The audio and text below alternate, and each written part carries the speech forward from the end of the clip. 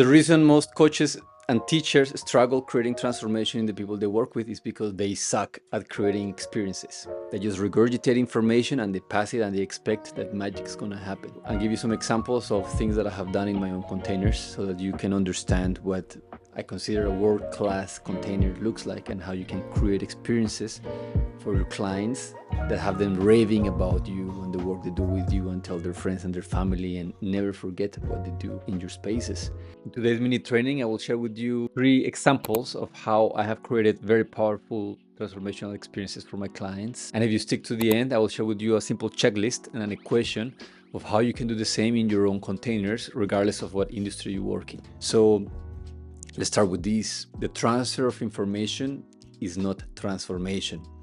Transformation requires us to live through something, to feel something, to have a direct experience. I could give you a book or tell you exactly what balance means, what it looks like, what riding a bicycle should look like. But unless and until I put you on top of a bike and allow you to feel it, and maybe fall a few times, you won't really get it. Most coaches really damage their careers and their clients don't come back to them and don't invite anybody else. They don't get any referrals because their programs suck. Their programs are so boring. Their programs are not something that they themselves would like attending. Oh, but Nico, I know so much. So shouldn't that be enough? No, because you may know enough, but it's not about how much you know, but about the experiences that you can create for the people that work with you. So here's 3 practical examples of things that I have done. In my last relationship course, we started with a simple premise, which I call the blank canvas experience, which is if we want to build something new, we need to throw away the old. If we want to receive something, we need to empty our hands. If you're carrying a sword and a shield, very difficult for you to give somebody else a hug. And in relationships, we've all been there that we have so much baggage, so much frustration. We carry so much, especially if we are with a lover, but even if we're alone, we carry so much. We're so used to being who we have been that it's hard to have a good relationship. It's hard to attract the right kind of person because there's all these leftovers from whom we have been. So the first day, I was talking about this and I could have left it there. And most people leave it there. Most people say, oh, you need a blank canvas. You need to let go of the past. You need to part with the old. Most coaches will just say this and expect for their words to create magic in another person. Your clients may be nodding their head and they're like, yeah, yeah, yeah, I need to let go of the past. Yeah, yeah, yeah, I need a blank canvas in my relationship. And then the Zoom call ends and like, all right, they're just nodding. Okay, yes, you're right, you're right, you're right, you're right. And they go to sleep and nothing happened. Now, what I did with this group was I I created, I checked what a divorce document entails, and I sent them these divorce documents that they had to print out and fill out and sign and have their partner sign. They had to get divorced from one another and they had to share why they're divorcing one another. And they had to divorce themselves as well. And this experience alone brought up so many things for some of the couples and some of the people that were single because suddenly they were sitting there divorcing their old selves, signing that, writing, hey, this is why I'm leaving you. Thank you for this journey, but this is not like I can't continue going like this. In some of the couples, we brought up a lot of the stuff that had never been said: resentment, frustration, judgments, a lot of grief about the partner they wish they had been and they weren't, and just this experience of filling out a divorce document and having their wife, their husband, their boyfriend sign it also for them, read it and sign it for them. It moved so many things. It created the experience of letting go of, there was a date and a signature. It created the experience of shaking hands and closing one chapter of their life. So this is one example. You can leave it at words or you can create an experience. I'm going to give you another example.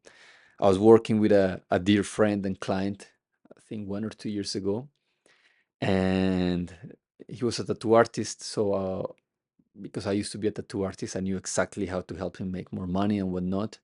So at one point he came for some private work here in Toronto, and he had a big thing with money. He didn't feel worthy of charging what his work was worth. He didn't feel worthy of just of receiving, basically, for many reasons. And of course I could sit down and tell him, man, you you have to charge your worth. Money is not a big deal. You can receive, you're abundant, life is abundant. Again, yada yada yada, which is what most coaches do. It's like, I'm gonna tell you, I'm gonna bore you to death about all my ideas about money and hope that perhaps you change your mind around that.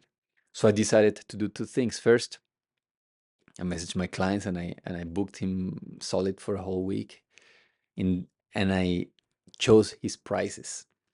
And the prices that I chose for him were way beyond what he was used to charging.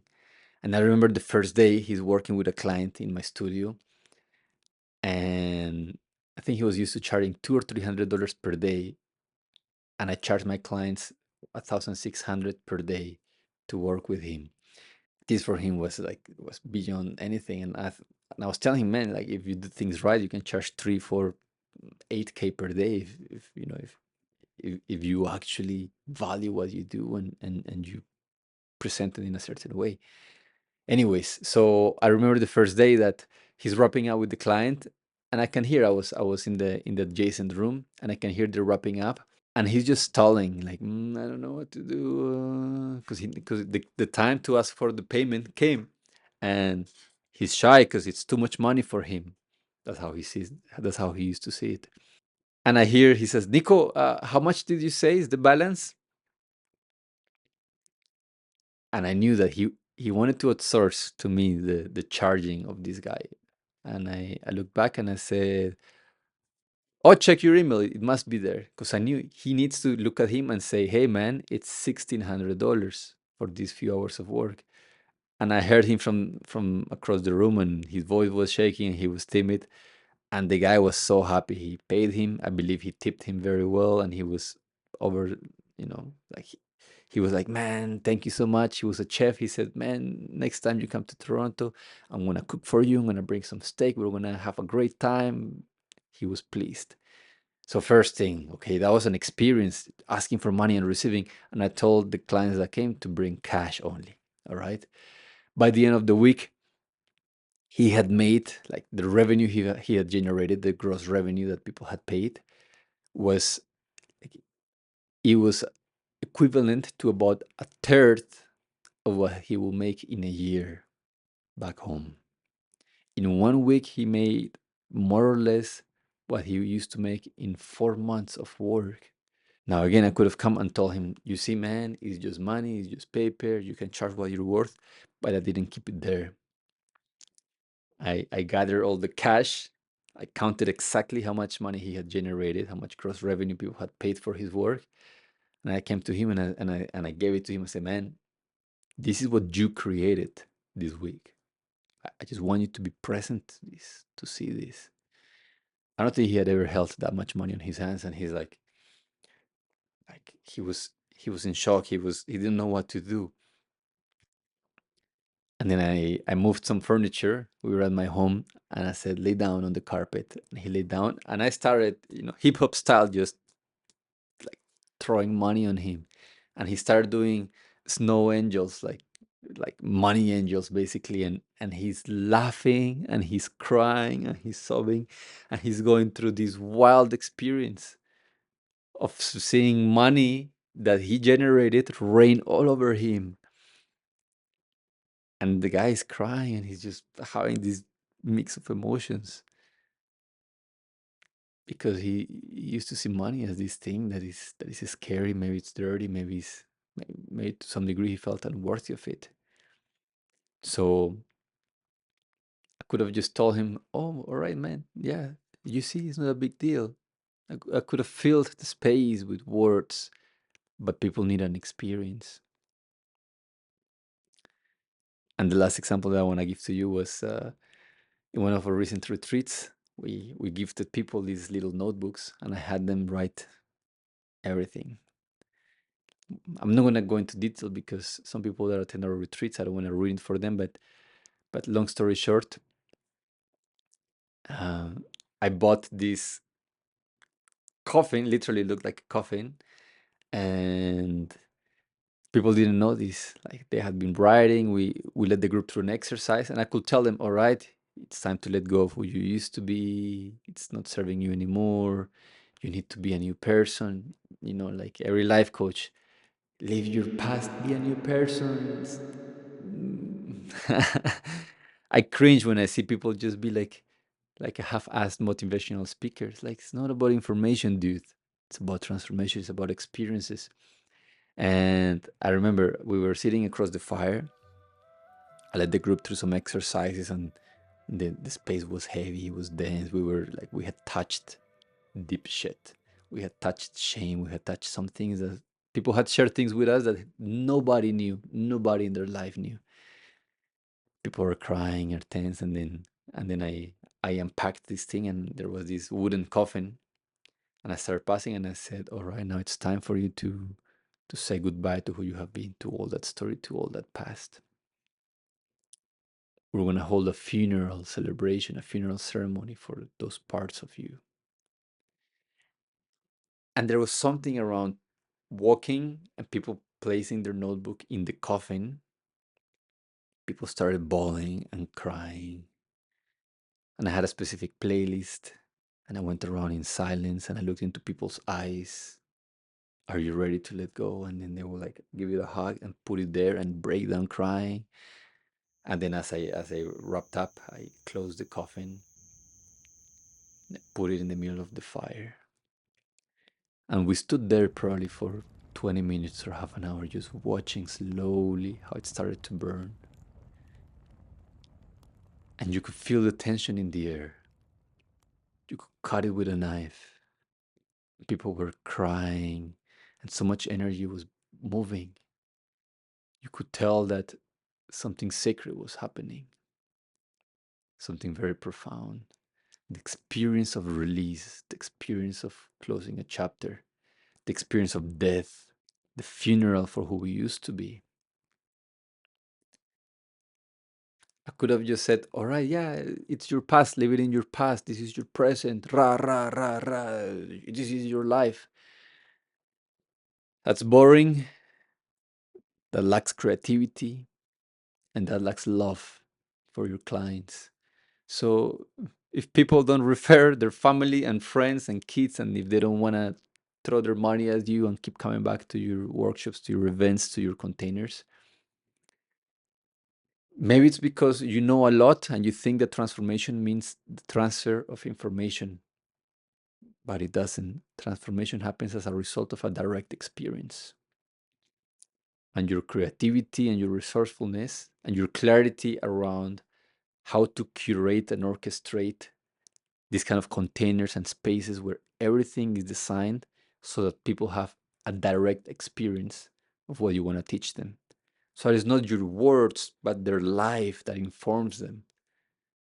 So that it's not just a quick insight or another piece of information that goes into their brain in an already overly saturated brain, but it becomes a tangible experience that they're gonna go home and tell their friends about. Wow, we did this and this is what happened, and I just divorced. I ran into the boyfriend of one of the participants from the relationship course into an event here in Toronto, and he came to me and he said, I was just handed earlier this week a divorce document by my girlfriend. And I could see the guy's face and how it had an impact on him, and like I laughed and I'm like, oh man, sorry, not sorry. It is powerful. I invite you to consider that your role is not to teach, but to create experiences, to play the master of an orchestra, of energies, of scents, of moments, of activities. You may be thinking, well, Nico, that's easy because you were in person, you had a fire, but my work is mostly online. Not really. Let me give you a simple checklist for what you can do to create a powerful experience for your clients, even if they're just sitting at a Zoom call with you. So, number one, movement. Number two, sound. Number three, breath. And four, guided journeys. In essence, you do not want to tell them, you want to show them anything you ask them to do so that by the end of the call, they were not just sitting on their laptop with you. Give them quests, give them things to print out, things to do, assignments, missions that involve other people, actions they need to report back on, rituals they need to perform outside of their cell phones and laptops. One of my current clients is a well known chef in Italy who does healthy, nourishing, energetic plant based cooking. And he was designing the curriculum for a detox journey that he was about to take a few hundred people through. And this is what I shared with him. I told him, all right, at the end of the detox, he was going to organize the detox and then upsell them to a month of working with him in a community. I told him, you could tell them, all right, guys, after the detox, you need to stay consistent. You need to have community to support you because healing and transformation is not just a diet for 3 days or a detox for 3 days. And, you need to stop eating like sugar, processed foods, and all of these things. And I told him, you probably have this in your mind that you're just going to tell them how they need to transform the way they eat, and that if they want to do it in a group, in a community, they can attend, they can sign up for your program. But I said, what if instead you asked for people to do the following? As they're sitting there in your last call over that detox, you tell them, all right, if you're on your cell phones, I want you to put on headphones, or if you're on your laptop, I want you to unplug it and see if you can take it with you, or at least put on your headphones. And once you have that, comment in the chat box that you're ready, and people will say, yeah, I'm ready. Okay. I want you to go into your kitchen and open up your fridge. And in silence, I want you to look at every single item that is inside of your fridge. What does that say about you? First, look at all of your fridge. If it's completely empty, if you procrastinate, if you don't care about keeping it full with nourishing things, what does it say about you? Now, if it's very full, and it's probably full of stuff that you had purchased before you did this detox, what is it full of? Is there old food? Are there a lot of sweets, ice cream, sugar, a lot of junk stuff? Maybe takeout? Just notice. What does it say about you, what you see inside of your fridge? And I want you to pay close attention, because this is exactly what you're going back into as soon as we end this call.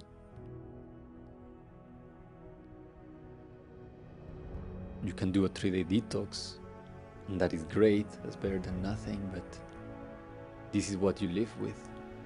This is the result of your upbringing, the result of your ideas, your beliefs, your ignorance around food, as well the result of your compulsions, your anxiety, your microbiome. It's very easy, and I can promise you that 99% of you that ends this year will probably go back to eat exactly what you have in your fridge. I know, because I did that. And it was so hard for me to develop the willpower to actually eat healthy, to eat clean, to learn how to cook delicious, healthy food without spending hours on it. So here's my invitation to you. I want you to close that fridge, and I want you to close your eyes at the same time and imagine, what does that fridge that reflects health, that reflects self-love, that reflects prioritizing yourself, your body, your family, aging well, being fit, looking great, feeling great, what does it look like in your mind? Just notice that, notice the contrast. And without opening your eyes, just want you to ask yourself seriously this question. Do you think you can do it alone? I tried, and I wasted a few years of my life going from diets to binging to eating like shit to going on a diet and back and forth. Because whether we like it or not, our environment impacts all of us. So here's the invitation that I have for you today. If you want to spend the next month transforming what you see next time you open the fridge, and feeling joy just by looking at it and realizing that this is the result of conscious choices, the result of treating yourself like somebody you love, treating your family like people you care about. I want you to join me on my 4-week container where as a group we will hold each other accountable, and I will teach you ABC. You know, he has this whole curriculum of teaching people how to cook food that looks incredible, it's delicious, it's tasty, like he's an incredible chef, and doesn't take too long. Now, do you notice the difference? There was a little bit of movement. Let's say in the example that I gave him, he could have included sound. He could have said like, I know I can't hear you, or maybe if they're live, I want you to take a deep breath and make the sound. What do you think your fridge sounds like? Or like, what if it made a sound, what would it be? Is it this like ugly ogre? Is it a little fairy? So where I'm going with this is that it just takes creativity. You want for your clients to move around their home, to look at their choices, to face them. You want to guide them through a journey. Ultimately, what will determine the transformation that they get is the following equation: deep involvement paired with a guided intention equals transformation. If you have people deeply involved, they're not in their mind, which is where their jail is. They're in their body, paying attention. What's going on? Why am I opening the fridge? Why are we putting these notebooks here? Why are we next to the fire? Why am I laying down on this guy's carpet?